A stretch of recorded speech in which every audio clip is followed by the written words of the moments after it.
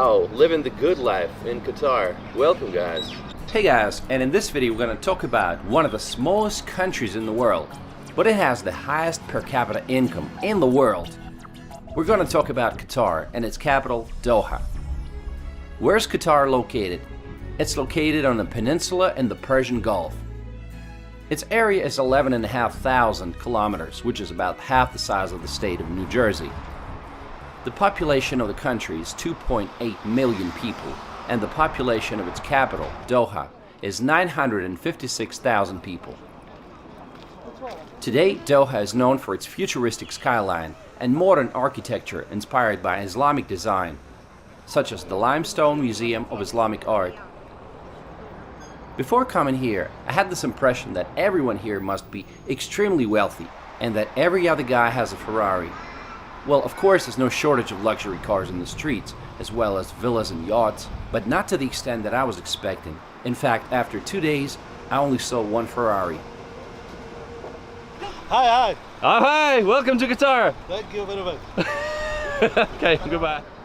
The locals here make up about 15% of the population, while the remaining 85 are foreign workers. The population is growing rapidly. High salaries in the oil, tourism, and construction industries are attracting a lot of foreigners. First, let's point out some cultural aspects. Qatar's legal system is a mixture of civil law and Sharia law. For example, adultery is punishable by 100 lashes. Wow, that must hurt.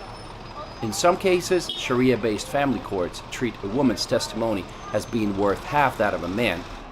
Also, polygyny is permitted. If you are in Qatar, you're one of us, says a sign urging tourists to dress modestly. And I agree, a little bit of respect will go a long way. Foreigners should avoid public displays of affection, and women should keep their shoulders and knees covered. Alcohol consumption is limited, and it's limited to some 5-star hotels that are allowed to sell it. This hotel, Sheraton Grand, with a distinct pyramid shape, was the first 5-star hotel in the city, built all the way back in 1979. Today, the business district of Doha, the West Bay area, looks futuristic, and it's best seen from Corniche Promenade. This spectacular promenade stretches for 7 kilometers along the crescent-shaped bay. You can take a boat ride in the traditional dough boat. Should be fun. But surprisingly, the streets feel so empty. Why is that? I think it's because the city was designed for motorists. You either drive here or you use a taxi. Pedestrians are clearly not the biggest priority. To cross the road sometimes you have to wait for like 5 minutes for the traffic light to change. It's kind of frustrating.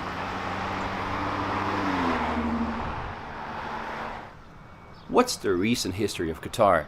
In the 19th and early 20th centuries, Qatar was part of the Ottoman Empire. Later, it was under the protectorate of Great Britain until it claimed its independence in 1971. Some 50 years ago, the main industries were fishing and pearl hunting. There is even a large oyster and pearl statue on the south end of the Corniche. But all of that changed once they discovered oil. Today, oil and gas industries account for 55% of the country's GDP. Qatar is lucky to have 1.5% of the world's proven oil reserves and 13% of the world's natural gas reserves. It's also the world's largest exporter of liquefied natural gas. Gas at the pump station is affordable. It's even cheaper than in the UAE. 45 cents per liter or $1.6 a gallon. The current Emir of Qatar is Tamim bin Hamad Al Thani, and you can see his portraits on many buildings. Actually, he's pretty young, he's just 39 years old.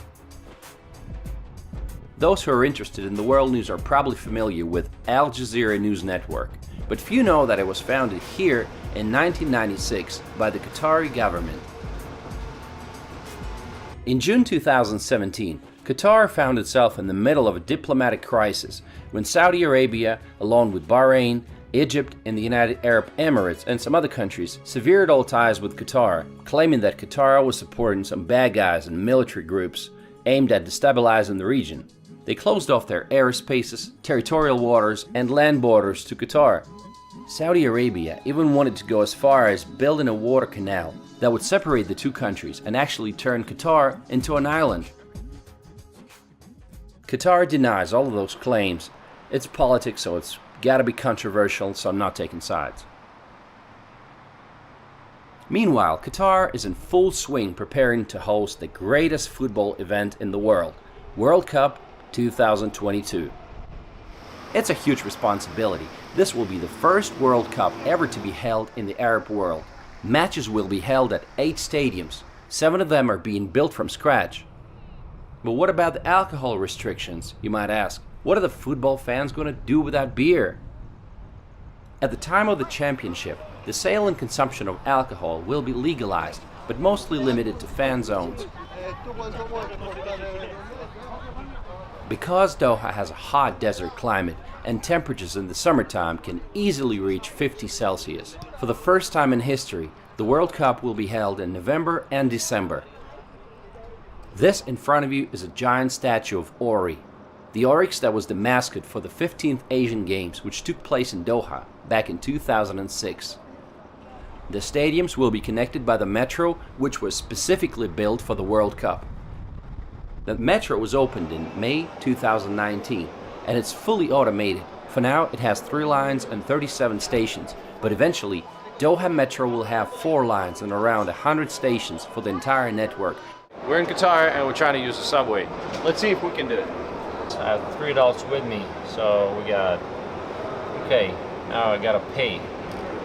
Alright, they told me it's possible to pay with a card. I'll see if I can do that. For $1 US, you get 3.6 local currency.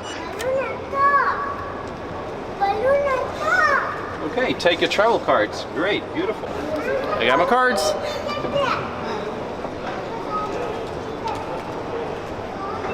Let's go. Train cars have different classes: standard class, family class, and gold class. One trip in standard class costs about $50. If you decide to explore and just jump on the subway and travel a few stops away from the city center, the metro will be traveling above the ground and all you can see from the window is the endless desert, road intersections, and oil refineries. Qatar is working hard to make it a popular tourist destination. They had 1.8 million international visitors in 2018. The cruise industry continues to grow at a rapid pace, with Qatar welcoming 31 ships in 2018, which was an 83% increase compared to 2017. At the same time, Qatar Airways operates a hub-and-spoke network linking over 150 international destinations from its base in Doha. So when you come to Doha, what are the sights? What are you going to do? Well, you can start off by visiting Qatar Cultural Village. It's a huge cultural city made in the style of old Arab buildings that has museums and galleries. There are a lot of sculptures and installations and a city beach. Another location you might want to visit is the Pearl of Qatar. Built on reclaimed land, it's a high-end luxury neighborhood that features Mediterranean-style yacht-lined marinas, luxury residences and hotels, as well as top brand name boutiques, cafes and restaurants. Walk around the promenade and you'll see rows of yachts moored on the pristine water. You can also take a water taxi across the Porto Arabia Marina. I found it a bit strange again that there weren't too many people there, so it felt like being on a film set.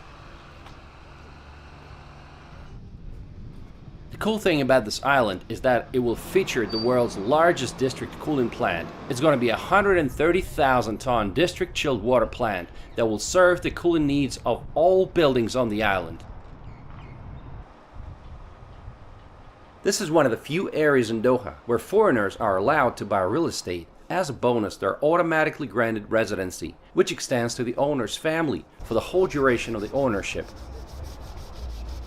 How are you? Good, good.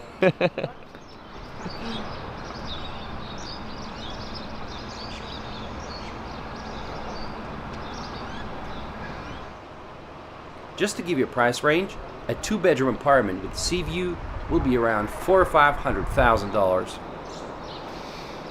What a lovely weather. I love the birds singing. It's quiet, it's peaceful. Welcome to Qatar winter. This is what it looks like. It's really comfortable. It's about 21 Celsius. It doesn't really get too cold here. But just wait till March comes, then it's going to be extremely hot, and during the summertime it's going to be 50 and above. Oh, got to get out of here before that. Doha will surprise you. The last thing that I was expecting to see was an 88-hectare park called Aspire Park, and it's the biggest in Doha. It's a huge park with fountains, a pond, and some workout spots.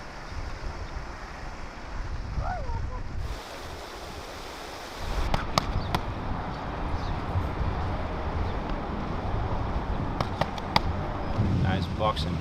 Now, would you believe this is Qatar? I mean, 20 years ago, this was a desert. And now you see all those parks and people exercising. Wow, that is impressive. Hi, welcome to Qatar. It's a wonderful place we're here, okay? So you can enjoy a lot here, okay? All right, best of luck.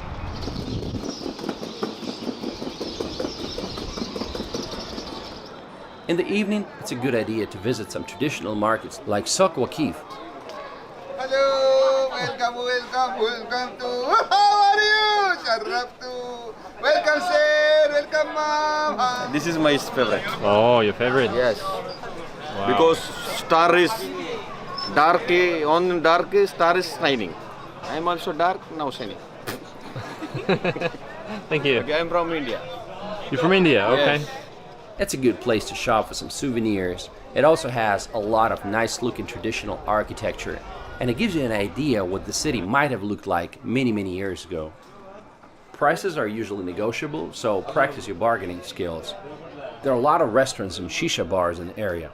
You know, it's a typical thing in this country to find a shisha bar and smoke some fruit-flavored tobacco.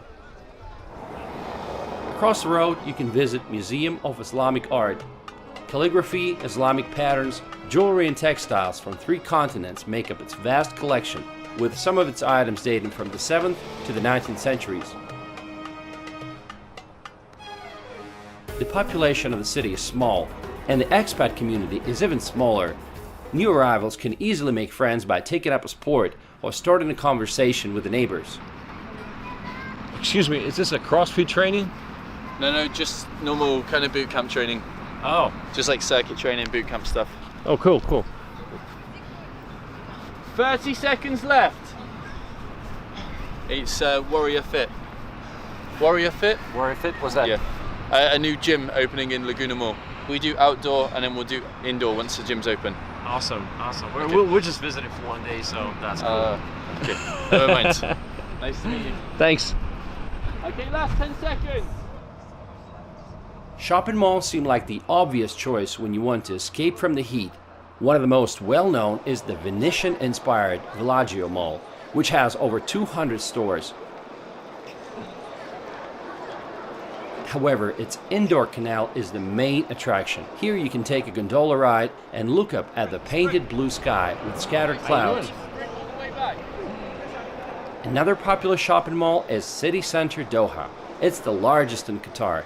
It offers a large and diverse shopping experience, and it has a multiplex cinema, a bowling alley, and even an indoor ice skating rink.